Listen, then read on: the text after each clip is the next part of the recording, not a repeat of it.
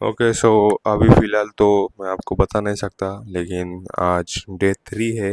कोकन में हम आरे वारे बीच के यहाँ पर है। एंड कल रात को ही हम यहाँ पर आ गए थे। सनसेट वगैरह काफ़ी सारी चीज़ें हमने यहाँ पर एंजॉय करी। ये थोड़ा बहुत रूम टूर में दिखा सकता हूँ आपको।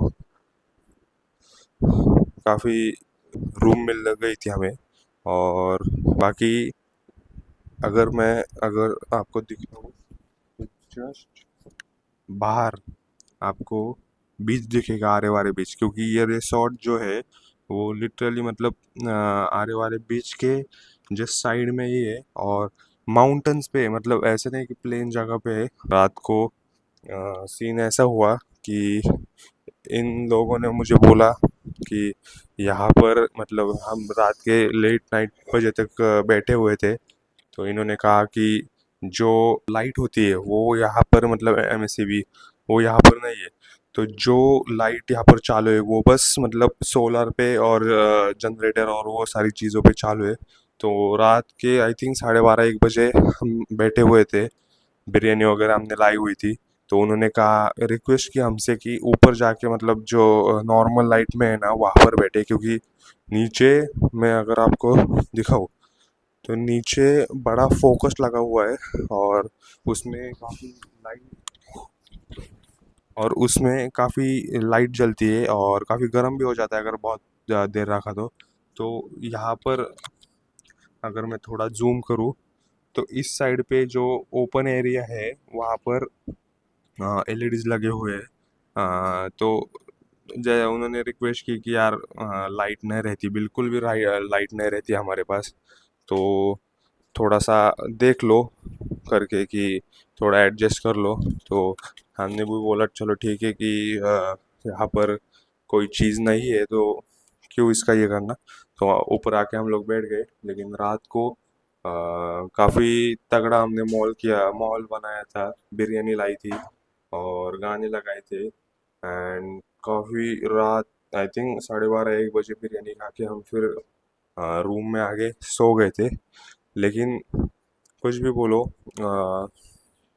आज डे 3 है एंड आरे वारे बीच ने कल हमें बिल्कुल डिसअपॉइंट नहीं किया। हम कल आई थिंक 4.5 घंटे की ट्रैवल करके आए थे एंड काफ़ी थके हुए थे हम लोग। लेकिन फिर भी जो हमने, जैसे कि एज मैं बोलता हूँ कि जो सनसेट हमने देखा वो पूरा, मैं उसको लिटरली बोल नहीं सकता, इतना अच्छा था। बाकी तो एक चीज़ का बहुत ज़्यादा प्रॉब्लम है, मैं कंटिन्यू ब्लॉगिंग नहीं कर पा रहा हूँ, क्योंकि जैसे हम बाइक पे ट्रैवल कर रहे हैं तो मेरे पास लैपटॉप की एक बैग रहती है। फिर कैमरे की एक बैग रहती है। फिर जो कपड़ों की बैग है वो गाड़ी पे साइड पे लगी होती है। तो ये सारी मैं चीज़ें भी पहले ही बोल चुका हूँ कि मैनेज करना बहुत मुश्किल हो जाता है। और उसमें मैं हर मिनट पे अगर ब्लॉक करते बैठूँ तो कुछ न कुछ रह जाएगा। अब कल ऐसा हुआ कि हम लोग गए फोटो का निकालने के लिए बीच पे, आरे वारे बीच पे। एंड बहुत क्रेजी फोटो निकाले हमने।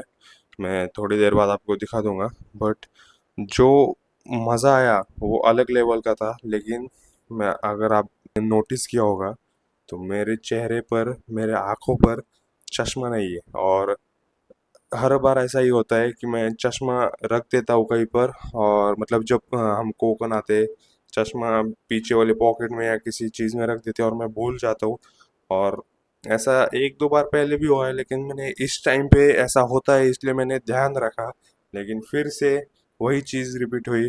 मैंने जोश जोश में आकर रख दिया पीछे वाले पॉकेट में चश्मा।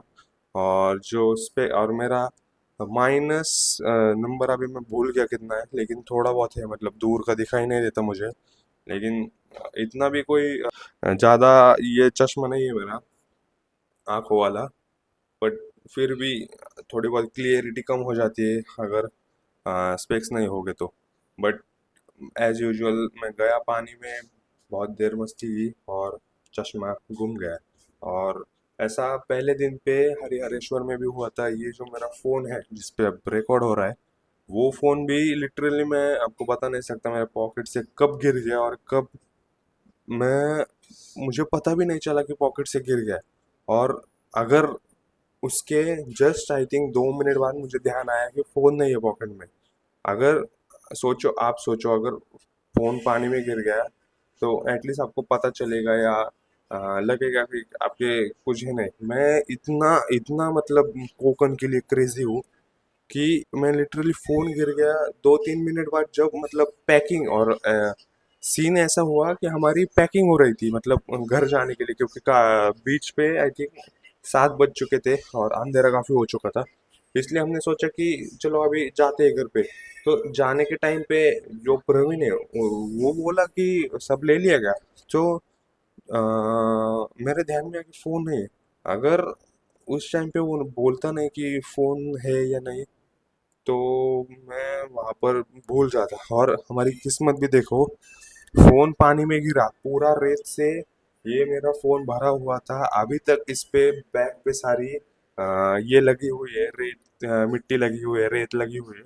लेकिन पानी में जब फोन गिरा तब जब हमें याद आया और हम ढूंढने लगे, तब आई थिंक इंस्टाग्राम का या कुछ तो मैसेज आया, उसके कारण फोन ब्लिंक हुआ। जो लाइट जली ना, उसके कारण हमें लिटरली फोन मिल गया। अगर आप सोचो, अगर वो मैसेज नहीं आता, किसी ने जिसने भी मैसेज किया होगा उसको, उसके उसको भाई सबसे बड़ा थैंक यू, क्योंकि अगर वो मैसेज नहीं आता उस टाइम पे तो फोन आज नहीं मिलता मेरे पास। लेकिन हाँ यार, क्या बोलूँ अब, फोन गिर गया तो मेरा ध्यान नहीं था। और मेरे पास ना कैमरा की भी बैग थी, तो फोन से ज़्यादा मैं कैमरा के लिए प्रायोरिटी कर रहा था, क्योंकि यार ऑब्वियसली कैमरा बहुत महंगा है और उसके लेंस, आपको अगर थोड़ी भी नॉलेज होगी लेंस और कैमरे के मामले में, तो उसकी लेंस 40 से 50 हज़ार की एक आती है, वो भी लाइक नॉर्मल वाली।